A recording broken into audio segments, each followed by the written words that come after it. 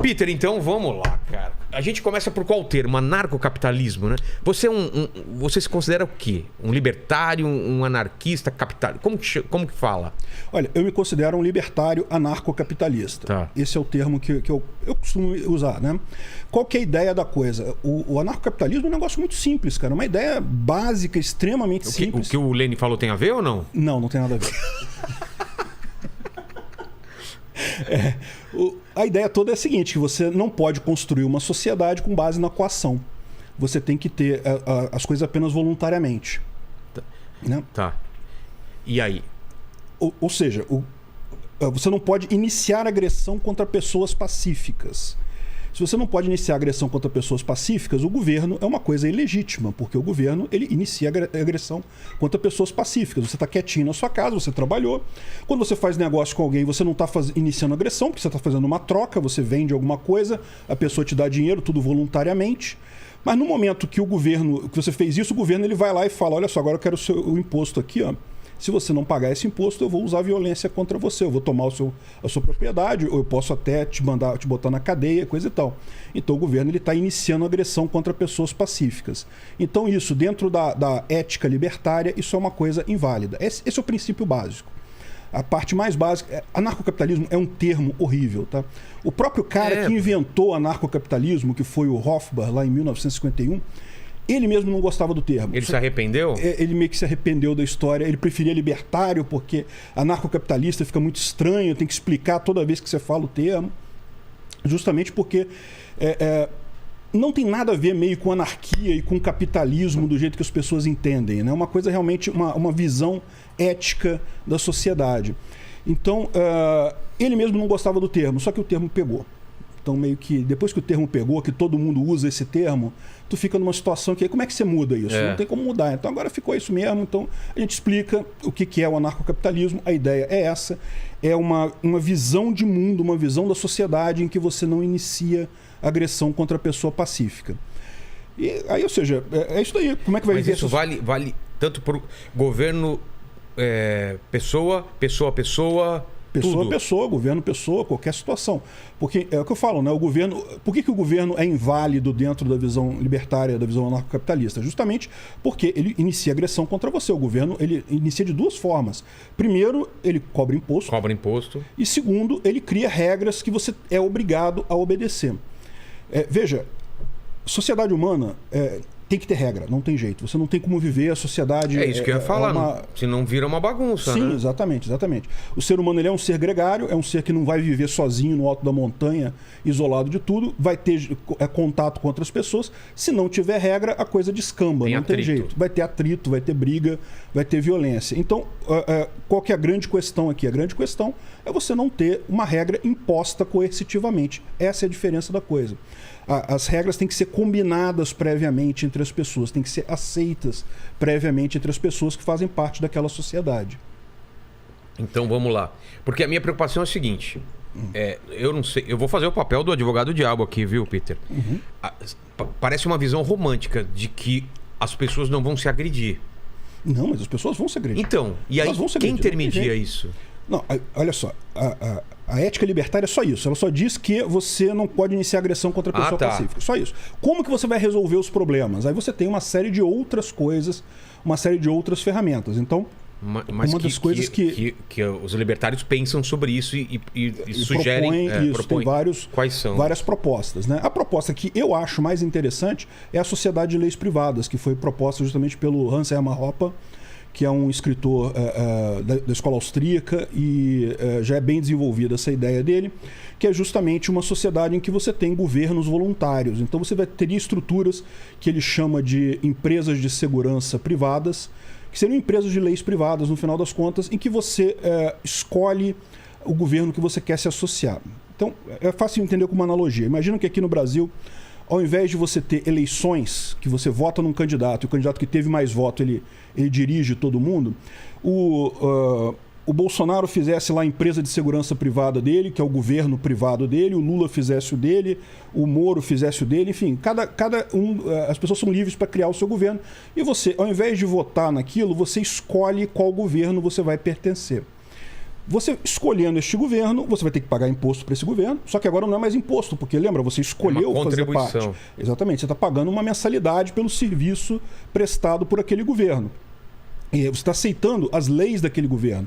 Então aquele governo ele pode ter, da mesma forma, pode ter uma Câmara, um Senado, um Congresso para determinar as leis, mas por que agora isso não é mais um problema? Porque você voluntariamente aceitou aquilo ali, você entrou naquilo ali voluntariamente. E eu posso mudar no meio do caminho? Você pode mudar no meio do caminho, deve ter regras para saída e coisa e tal, porque, por exemplo, se você cometer um crime ali, né, você poderia sair sem responder pelo crime? Não, mas a regra está ali naquela ligação. Você pode ir para outra agência se você quiser. Então, no final das contas, você escolhe qual sociedade de leis privadas, isso é o que ele chama de sociedade de leis privadas. Você escolhe a empresa de segurança que você vai aderir. Repara como é que isso daí é melhor. Isso é melhor pelo seguinte... todas essas empresas, o que elas fornecem para você? A parte básica que o governo diz que te fornece, que é fornecer segurança. A ideia básica do governo sempre foi que ele existe, ele cobra imposto, ele cria um monte de regras para você ficar mais seguro. E aí você vai escolher o nível de segurança que você quer. Pode ter um governo com mais regras, com mais leis, mais restritivo, mas que talvez cobre mais caro. Pode ter outro governo que é mais leve, que não tenha, que seja uma coisa mais aberta. E aí você decide para qual que você quer ir. Eu estou tentando imaginar isso. Então, dentro do que você falou, por exemplo, eu escolhi um, você escolheu outro, o Lênin escolheu outro. E aí a relação... Nós somos um país ainda? Não, a ideia disso... o anarcocapitalismo ele só funciona se for mundial. Entendi. Num país não funciona. Não funciona. Não país, como. Estado, cidade... Isso, não tem essa lógica. Essas empresas, da mesma forma, se um cara lá na Argentina quiser... Um feudo? Não é um feudo porque não tem território. Você escolheu participar daquilo ali, você entra com a sua propriedade, se você quiser. Mas assim, você não é um território demarcado daquela pessoa, entendeu? Então, dessa forma, ou seja, qual que é a grande vantagem disso? A grande vantagem é que essas agências de segurança, esses governos, vão estar em competição. Eles vão estar num livre mercado. Então, por exemplo, hoje em dia, o que você vê? Você vê o Congresso aumentando o fundão eleitoral. Por quê? Porque o interesse do Congresso não tem um único brasileiro que tenha interesse em aumento do fundão eleitoral. Só é interessante para os deputados e senadores. E, no entanto, vai todo mundo pagar. Se isso fosse no mercado, você falaria, caramba, essa empresa que eu não gostei, eu vou mudar de empresa porque isso daí não está legal. E pronto. Aí, a grande questão que fica é a seguinte, mas beleza, então eu sou de uma empresa A, você é da empresa B. E aí eu bati no seu carro.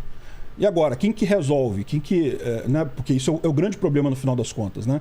Como é que você tem... hoje você vive numa delimitação geográfica que você tem um conjunto de leis só. Se você tem mais de uma empresa, mais de um governo no mesmo lugar, você tem dois tipos de leis diferentes. Podem ter leis que, sei lá, se bateu de um jeito tem que indenizar, se não bateu não tem que indenizar. Enfim, pode ter leis diferentes ali, né? E a resposta para isso é muito simples. Você, como vítima, você aciona a sua empresa de segurança e ela vai te garantir o ressarcimento daquilo. É como um seguro. Mas você está falando de segurança. Isso inclui também saúde, educação ou cada um? Pode incluir também, ou pode não incluir. É o que eu falo. Você pode ter uma empresa que fala, olha só, eu vou cuidar de tudo de você. Então eu sou um super plano de saúde, que também é um plano de segurança, que também é um plano de, sei lá, seguro viagem, enfim. Ou você pode optar por um governo menor que não garanta a sua segurança, não garanta saúde, por exemplo, não garanta educação. E essas coisas você vai pagar a parte. E a relação de trabalho, por exemplo? Se a minha empresa não está sob esse comando, está sob o comando de outro, aí como que funciona isso? Não, exatamente. Como eu falo, você vai entrar provavelmente as empresas elas vão exigir na contratação delas um conjunto de regras específicos, tá? Isso é uma coisa que é uma limitação da coisa que tende a acontecer de fato. Você tende a ter empresas e comércios que acabem focando nos clientes de um determinado governo privado, de uma determinada empresa de segurança. Agora, em tese, não tem nada que impede, porque vamos supor, você tem o seu chefe lá, ele está com uma empresa A, você está com a empresa B. Ele te sacaneou de alguma forma. Você aciona a sua empresa de segurança. A sua empresa de segurança que vai resolver isso. Provavelmente vai resolver com a empresa de segurança do cara lá. Como é, hoje em dia, o direito internacional? Porque isso já existe hoje em dia, na verdade, né? Isso já acontece assim. O direito internacional está acima de tudo. Para pensar. Se você, por exemplo, um caso muito comum que acontece, né? Um brasileiro ou uma brasileira casa com um estrangeiro. E aí eles têm um filho lá fora e depois se separam. E aí isso acontece demais em direito internacional. Por quê? Porque a lei do Brasil para guarda de filhos é uma, a lei da Alemanha, da Itália, do sei lá onde, é outra lei. E aí, como é que resolve esse problema? E a ideia é justamente essa, você vai ter uma solução como é hoje no direito internacional. Os países, as regras que são comuns, porque tem regra que é comum. As regras que são comuns, ok, não tem problema nenhum, vai ser a mesma regra dos dois lados. As regras que não forem comuns, os países têm já tratados que lidam com isso. Então essas agências provavelmente vão ter tratados para essas situações e você resolve o problema de forma pacífica. O mais bacana desse troço é que se você parar para pensar, isso já está acontecendo. Isso já está acontecendo naturalmente.